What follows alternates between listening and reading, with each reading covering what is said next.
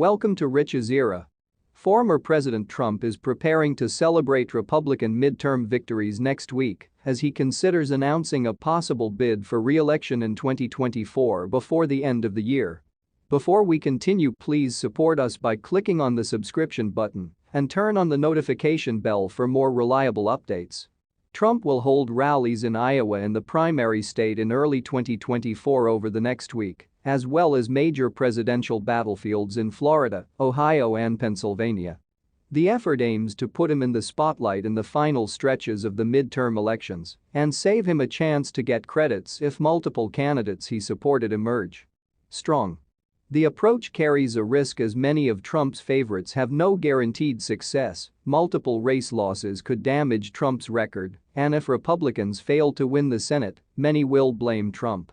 However, it also leads the former president to take credit for major Republican victories that he and his supporters hope he can use to provide impetus for a 2024 bid.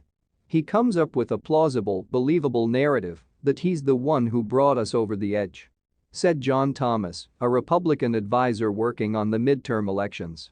I could see a strong argument against Trump even if he runs if Republicans don't win back both houses. In part, I could blame Trump and say we need a new kind of leader, Thomas added. But if we take both houses, Trump will have the honor. Trump's personally selected Senate candidates in Ohio, Pennsylvania and Arizona and Georgia are all in competitive races. A super PAC backed by the former president has spent millions of dollars in recent weeks bolstering Republicans in key swing states. Republican strategists and former Trump campaign officials have suggested that Trump may seek to build on the momentum of a strong Republican showing next week, ultimately determine which party controls the Senate.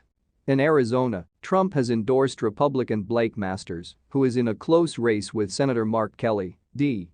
The former president's endorsement was crucial in helping Ohio Senate nominee Jay Vance, R., and Pennsylvania Senate nominee Mehmet Oz, R., in their respective to advance in primaries.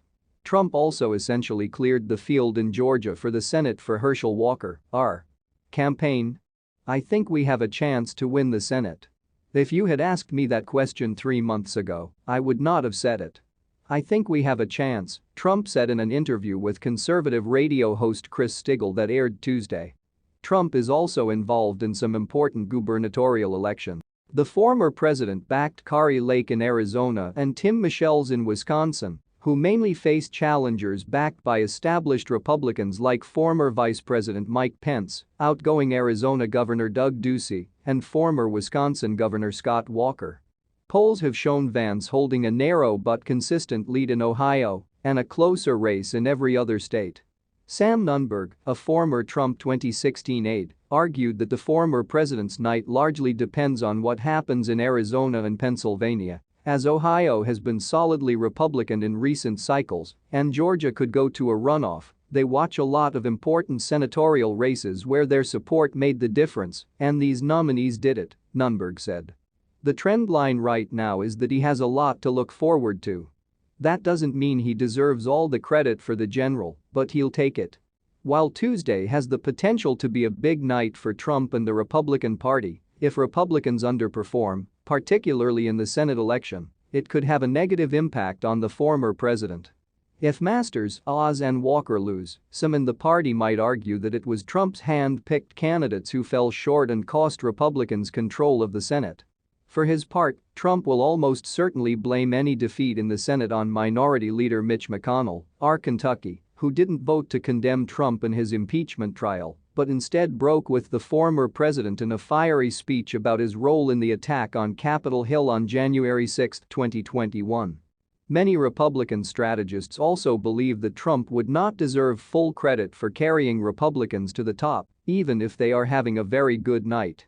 Some in the party were frustrated earlier this year by Trump's failure to use his super PAC's mountain of cash to bolster GOP candidates, while the Democrats were in the summer election, and other party leaders like Virginia Governor Pence Glenn Youngkin and Florida Governor Ron DeSantis have also fought alongside candidates in key battleground states.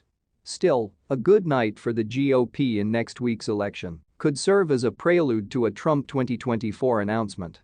The president had considered making an announcement about a 2024 campaign as early as last summer. According to sources familiar with the discussions, eventually decided against it. For Trump, however, it might be harder to resist an announcement before the end of the year.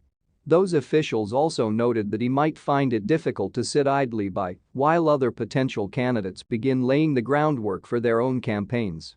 Attracting media attention and wooing donors. Other Republicans, like Pence, DeSantis, former Secretary of State Mike Pompeo, Senator Rick Scott, Florida, Senator Tom Cotton, Arkansas, and former New Jersey Governor Chris Christie, are all considered possible candidates for the 2024 election. "I see more benefit than not if Trump announces sooner rather than later," said Thomas, the Republican advisor. "Waiting ensures you have a challenge to complete that an early announcement could protect you from."